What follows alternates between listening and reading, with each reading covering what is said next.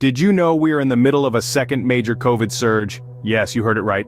As we step into 2024, both the United States and Canada are grappling with the second largest surge of COVID-19 since the inception of this pandemic. So, what's driving this unwelcome return of the virus? There are a few culprits. The first is the holiday gatherings. As people come together to celebrate, the virus finds more opportunities to spread.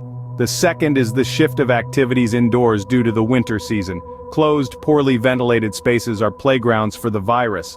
Thirdly, the immunity from previous infections or vaccinations is waning, leaving more people susceptible to the virus. Lastly, and perhaps most importantly, there's a new player in town, the JN.1 variant.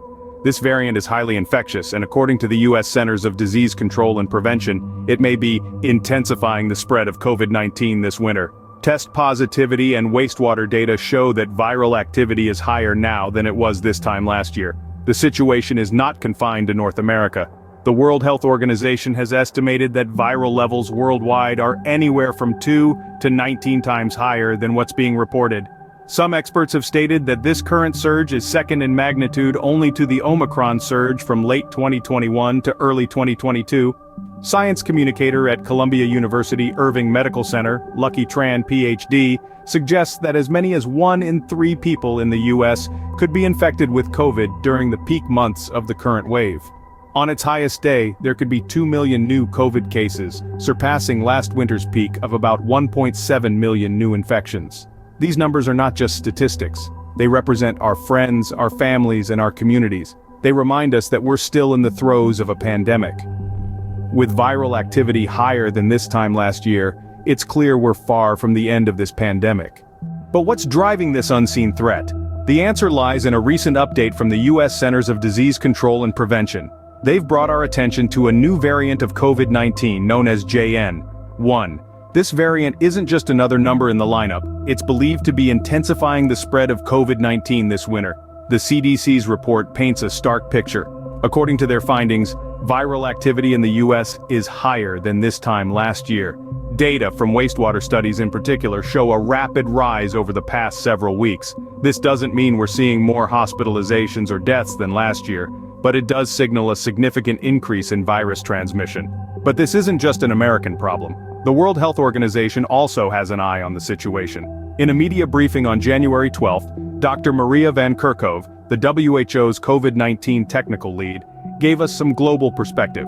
Viral levels worldwide, she estimated, are 2 to 19 times higher than what's currently being reported. That's a huge discrepancy, which suggests we're only seeing the tip of the iceberg. What does this mean for us? Well, the unseen threat of COVID-19 is not only still here, it's growing. The JN.1 variant is not only spreading, but it's also potentially making the virus spread more easily and rapidly. And with viral levels potentially much higher than we realize, we're in a race against time to control the spread and protect our communities. The takeaway here is that we can't afford to let our guard down.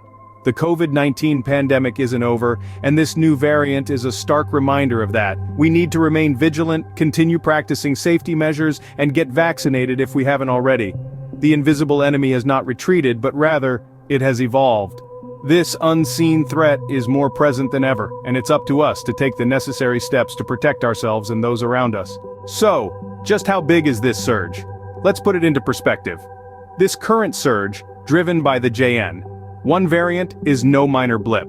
In fact, it's the second largest since the pandemic began, surpassed only by the Omicron surge that spanned from late 2021 to early 2022. To truly grasp the magnitude of this, let's look at some projections. During the peak months of this wave, as many as 1 in 3 people in the United States could be infected with COVID. Yes, you heard it right, 1 in 3. That's an astonishing portion of the population. And on the peak day of this current wave, we could see up to 2 million people infected in a single day. To give you a bit more context, last winter, which was no walk in the park, saw its highest day at about 1.7 million new infections. So, we're looking at a scenario that could potentially eclipse that. But let's remember, behind these staggering figures are people. People like you and me, our friends, our families, our neighbors. Each one of these numbers represents a real person, a life that is impacted and potentially at risk. These are not just numbers. They represent real people, real lives at stake. So, what can we do in the face of this unprecedented challenge? The answer is simple, yet crucial. We must return to the basics. Vaccination remains our strongest weapon in this fight. If you haven't yet received your COVID vaccine, now is the time. It's not just about protecting yourself, but your loved ones and your community. We've seen the power of immunization in reducing the severity of illness and preventing hospitalizations. But it doesn't stop there.